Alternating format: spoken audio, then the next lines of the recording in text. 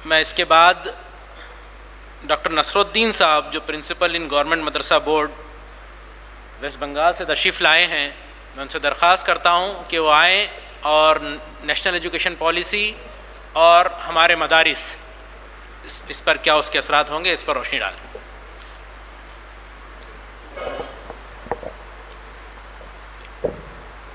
अस्सलामु अलैकुम। तमाम तारीफ़ें अल्लाह के वास्ते हैं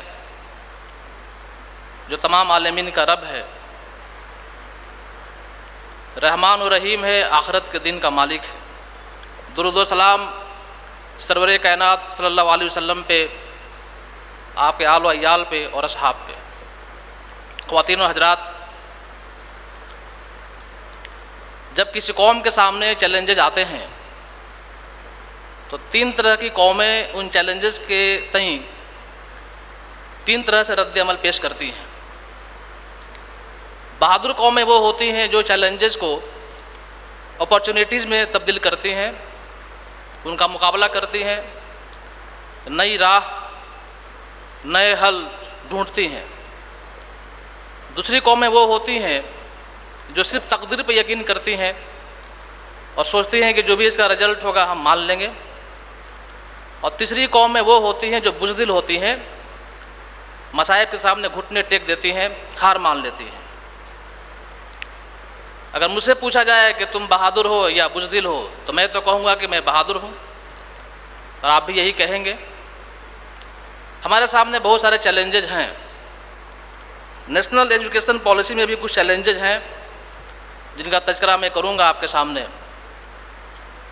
इस पॉलिसी में जो फोकस है और मेडिएवल इंडिया नहीं है बल्कि एंशिएंट इंडिया है, पहला चैलेंज। जहाँ जवानों की बात की गई है इस पॉलिसी में, वहाँ से अरबिक गायब है, दूसरा चैलेंज। ये पॉलिसी माइनॉरिटीज़ की बात करता है, अक़लियतों की बात करता है, लेकिन मदरसों की बात नहीं करता, ये तीसरा चैलेंज। आप समझ सकते हैं कि नेशनल एजुकेशन पॉलिसी के लागू होने के बाद, एक्ट बनने के बाद असम में मदरसों को बंद कर दिया गया। तो एक बड़ा चैलेंज हमारे सामने है। और भी बहुत सारे प्रॉब्लम्स हमारे तालीमी पॉलिसी में है। हमारे यहाँ कोई यूनिफॉर्म एजुकेशनल पॉलिसी नहीं है। अब देखा जाए कि नेशनल एजुकेशन पॉलिसी कहाँ तक यूनिफॉर्मिटी लाता है। CBSE बोर्ड के जो स्कूल्स हैं वहाँ इंट्री लेवल 5 साल से शुरू होता है, क्लास 1 में 5 साल में दाखिला होता है, और बहुत सारी रियासतों में क्लास 1 में दाखिले की उम्र 6 साल है।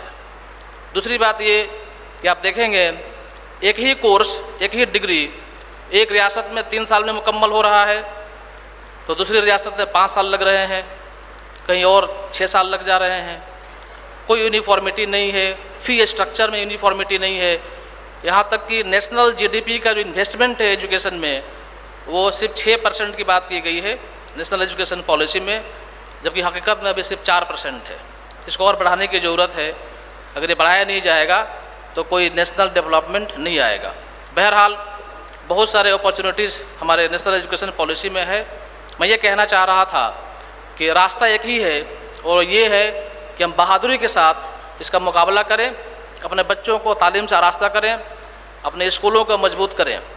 एक वक्त था कि पढ़ने का मौका सबको नहीं मिलता था। अब जब तारीख में जाएंगे पीछे, तो यूरोप जैसे एडवांस्ड कॉन्टिनेंट में हयात नौ से पहले सबको पढ़ने का मौका नहीं था। हमारे यहाँ भी जब वर्ण व्यवस्था कायम थी तो सबको पढ़ने का मौका नहीं मिलता था। मुल्क आज़ाद हुआ, आज़ाद मुल्क के दस्तूर ने हमें इक्वलिटी का दर्जा दिया, हमें जस्टिस दिया, हमें लिबर्टी दिया, और हमें सबको पढ़ने का मौका दिया। दूसरी बात, इस मौके का फ़ायदा हमें उठाना चाहिए। राइट टू एजुकेशन एक्ट जो 2009 में लागू हुआ और 2012 में इसको सर्कुलेशन में लाया गया, इस एक्ट ने हमें राइट टू एजुकेशन को राइट टू लाइफ के बराबर का दर्जा दिया। हमें पढ़ने का हक उतना ही है जितना हमें जीने का हक है। 6 साल से लेकर के 14 साल की उम्र तक के बच्चे फ्री और कंपल्सरी एजुकेशन पाएंगे। आर्टिकल 29, आर्टिकल 30, आर्टिकल 31 हमें कुछ माइनॉरिटीज राइट्स देता है, हमें हक देता है। इस हक़ के तहत हम अपने स्कूल्स, अपने मदरसे कायम कर सकते हैं, उनको मॉनिटर कर सकते हैं, अपने इस्तिजा वहाँ पे अपॉइंट कर सकते हैं, और गवर्नमेंट हमें फ़ंड देने में कोई किसी तरह का डिस्क्रिमिनेशन नहीं करेगी। ये आर्टिकल 29, 30, 31 के तहत माइनॉरिटीज़ के हकूक़ ये दस्तूर हमें तय करता है, हमें हिफाजत देता है। इतने सारे अपॉर्चुनिटीज़ हमारे पास हैं, हम पढ़ सकते हैं, पढ़ा सकते हैं। कोई स्कूल दाखिला लेने से इनकार नहीं कर सकता है, कोई यूनिवर्सिटी दाखिला लेने से इनकार नहीं कर सकता है, जबकि ये मौका आज से 200 साल पहले, 100 साल पहले नहीं था।